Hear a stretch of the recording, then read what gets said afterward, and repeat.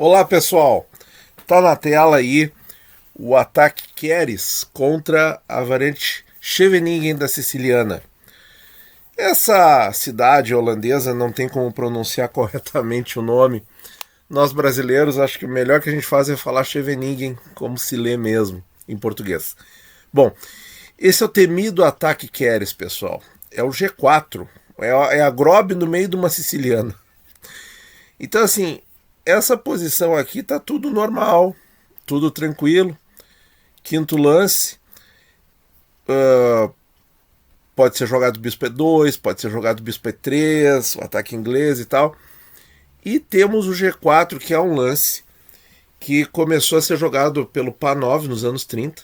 E o Paul Keres, grande jogador da elite mundial dos anos 40 e 50, realmente popularizou esse lance, jogando muitas vezes, a ponto de alguns jogadores simplesmente evitarem a Scheveningen e optarem pela Najdorf ou pela Dragão para evitar essa linha. Porque ela é difícil mesmo.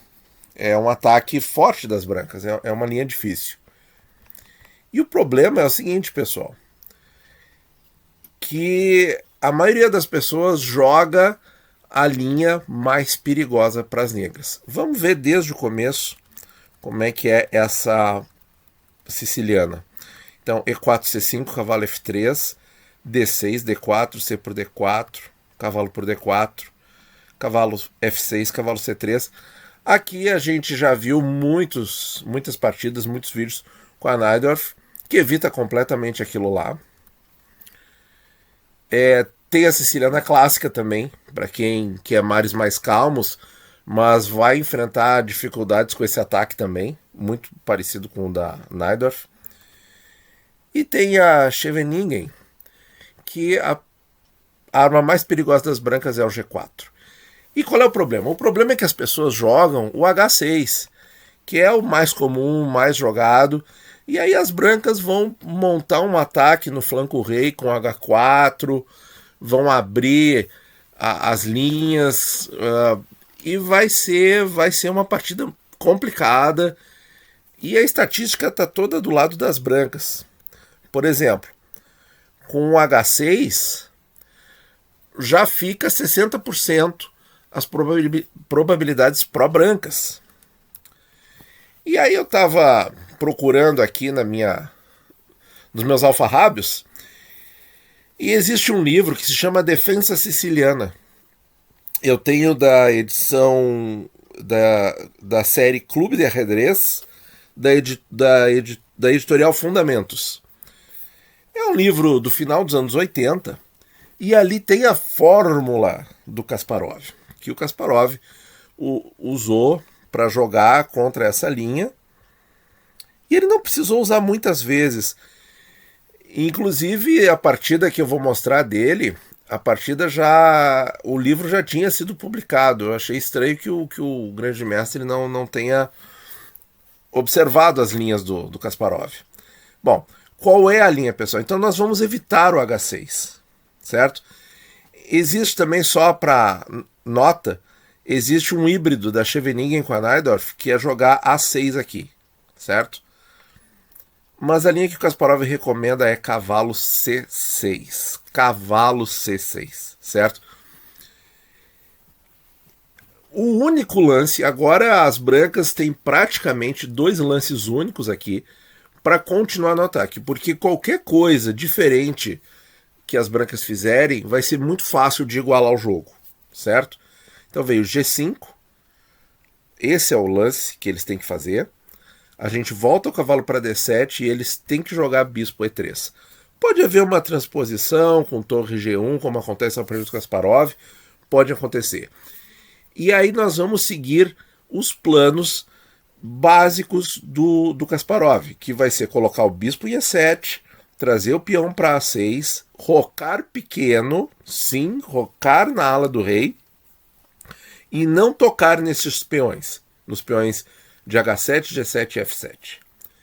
Tudo vai ficar mais claro quando a gente olhar a partida. E aí, pessoal, essa linha também muito jogada pelo Loic van Velle, que é um grande mestre holandês, mas é uma linha que não se vê muito. Não se vê muito. O Kasparov mesmo, eu tive dificuldade de achar a partida, mas foi uma partida jogada em 88 contra o grande mestre Lubomir Yubolevich, se é que eu estou pronunciando certo, na Copa FIDE de 88, que o Kasparov ganhou com 11 pontos e meio em 15, e Karpov ficou em segundo com 10,5. Vamos lá para a partida. Então, E4, C5, cavalo F3, D6, E6, ele jogava E6 muito. D4, C por D4, cavalo D4. E o E6 permite, por exemplo, jogar cavalo C6 agora, que é a taima 9.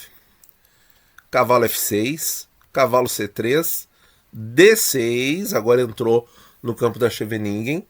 G4, aí então Lyubomir Lyubolevich joga o ataque Keres, uma Grob contra a siciliana, cavalo C6, G5, conforme o figurino, conforme a receita de bolo, cavalo D7, torre G1, aqui é a inversão que eu citei, bispo E7, esse bispo vai para E7 em várias linhas aqui, o que o Kasparov cita no livro também, bispo E3 e roque, dama D2, tá aí, ó. Lance teórico, certo? Então, pessoal, a ideia do Kasparov é contra-atacar no centro um ataque de flanco, e ele está dizendo para as brancas que as brancas não têm ataque suficiente nessa posição. E pasmem, pessoal, eu fui conferir aqui a estatística dessa posição. As brancas pontuam só 25%. Parece que o plano não está muito bem adequado para essa posição. Vejam só que interessante. O que eu observo aqui de força posicional do jogo das negras, essa bateria nessa diagonal, na diagonal D8H4, essa bateria aqui, e realmente não avançar os peões, não comece com H6. H6 aí vai abrir os peões do flanco rei, vai ser uma tragédia. Me parece que isso aí é uma grande virtude aí da ideia posicional do Kasparov. Aqui ele jogou A6.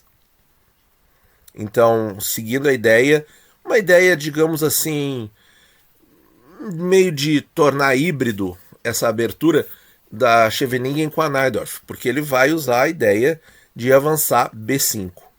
Veio roque na ala da dama, troca o cavalo, porque dois motivos. Como nós estamos na defesa, é interessante trocar peças para dificultar o ataque das brancas. E esse cavalo de C6 estaria no ar, impedindo o nosso avanço de B5. Então, troca o cavalo, bispo por cavalo e B5, começando o contra-ataque no flanco dama. F4, B4, cavalo E2.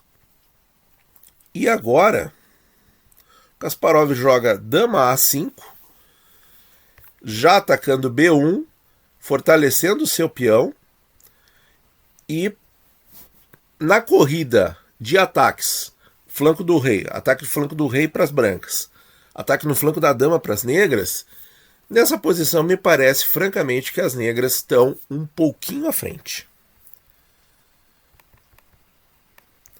Veio o rei B1, e aí agora as brancas não jogaram rei B1 preventivamente, elas jogaram rei B1 como defesa, para defender o peão de A2, e por isso perderam um tempo. E aí o Kasparov vem com E5. Ele contra-ataca a ideia das brancas com um ataque central. Esse é o ponto.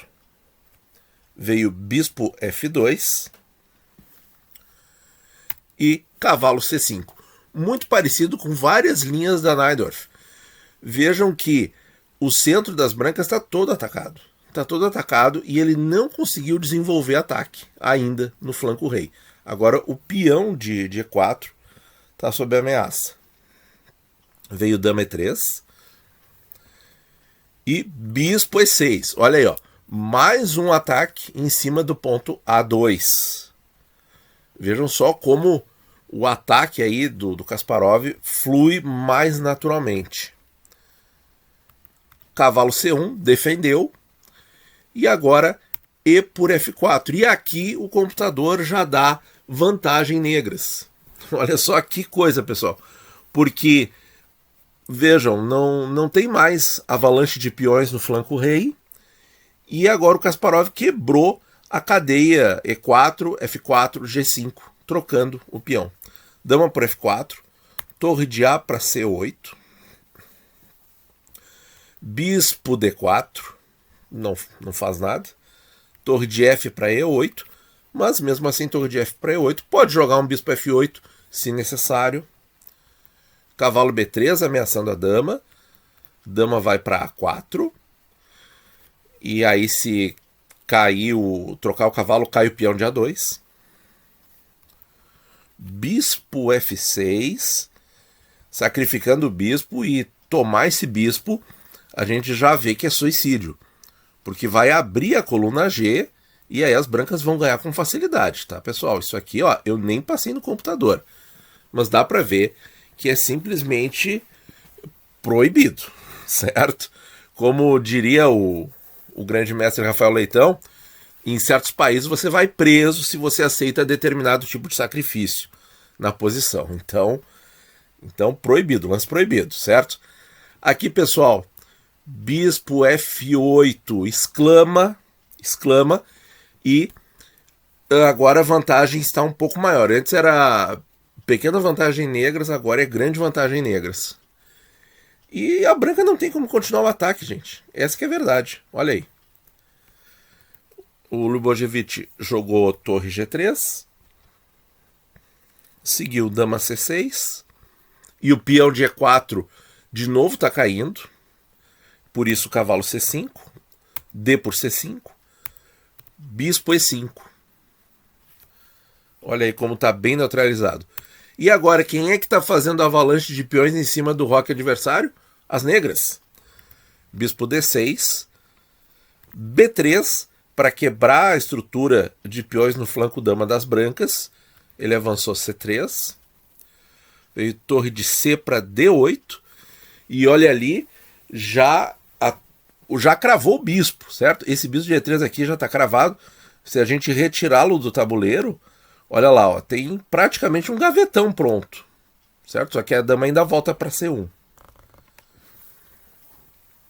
E5 defendeu o bispo, trocou o bispo, E por D6.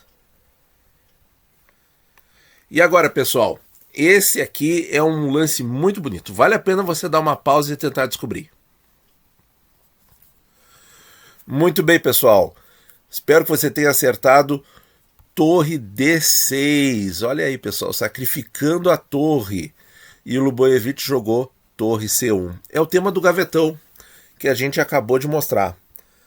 Por exemplo, se jogasse torre por D6, aceitasse o sacrifício, de novo, vai preso, certo? Em determinados países. Agora o checkmate de gaveta muda de coluna. Ao invés de ser pela D, vai ser pela E. Com bispo F5 cheque. E aí pode jogar rei A1, e aí vem torre D1, e aí as brancas têm que entregar todas as peças até levar o checkmate. Ou se capturar o bispo, aqui, se capturar o bispo, já perde mais rápido, certo? E olha aqui o peãozinho de B3 impedindo a saída do rei. Muito bom. Então, torre D6, o Lubojevich viu essa sequência tática, jogou torre C1. Veio dama C5, agora a torre não está mais atacada duas vezes, está atacada uma vez só pela dama. Rei A1, torre de E para D8, dobrando as torres na coluna. E agora vocês estão vendo, pessoal, a iniciativa está toda com as negras e está bem claro que se alguém ganhar por ataque, aqui serão as negras e não as brancas. Torre E3, torre D1, torre E1 defendendo aí a ameaça, torre por E1, dama A5 com ameaça de mate em 1. E isso é importante jogar esses tipos de lance, pessoal. É importante. Não só porque o adversário, ele vai ver. Sim, ele vai ver. Mas a gente vai provocar debilidades, a gente vai fazer pressão na posição. A3, dama D5, bispo E2, G6. Agora, no lance 36, o primeiro avanço de peão no flanco rei, certo? Vejam aí, não tem problema enfraquecer as casas negras em volta do roque negro, porque nenhum mais tem bispo de casa escura. E não tem como atacar pelas casas escuras aqui, essa que é a grande verdade. Não tem um cavalo para vir em H6 ou em F6, dama ainda tem, mas os recursos de defesa são mais do que suficientes. H4, a esperança é a última que morre, dama D2, dama F1, bispo H3, olha aí de novo a dama branca sobrecarregada, se tomar o bispo leva o gavetão, aqui ó, certo?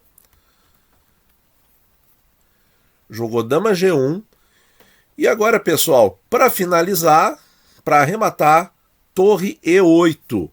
Todas as peças brancas estão sobrecarregadas, porque ou elas defendem o bispo, ou defende a torre, ou defende a gaveta, certo? Que é o checkmate no rei branco. Então agora, o Kasparov colocou duas ameaças no bispo, que é simplesmente indefensável. Se jogar dama F2, por exemplo, o simples bispo G4, colocando mais pressão, já é suficiente para decretar a vantagem, a vitória. Então, pessoal, uma partida densa, não é uma partida simples, é uma partida muito profunda, muito complexa. Mas a grande lição aqui, eu acho que ficam as ideias de como responder a esse ataque. O ataque Grob contra Siciliana, não. O ataque Keres contra Scheveningen. Viu o G4, não jogue H6. Não joga H6, não joga H5. Não vai nessas ondas aí. Cavalo C6, contra-ataca no centro, certo? Volta o cavalo por D7, reforça a diagonal com bispo E7, muito importante nessa hora. E as brancas estão aí numa sequência praticamente forçada, porque qualquer outro lance já a posição fica igualada. A gente vai rocar no flanco rei e vai jogar A6, trocar o cavalo e avançar B5. E aí vai seguir o ataque das negras de maneira bem mais rápida e eficaz. Espero que vocês tenham gostado. Deixem sugestões aqui nos comentários, que a gente faz a pesquisa e traz um conteúdo legal para vocês, de abertura, de ataque, de como agir em determinada situação. Muito obrigado por ouvir e bons jogos a todos.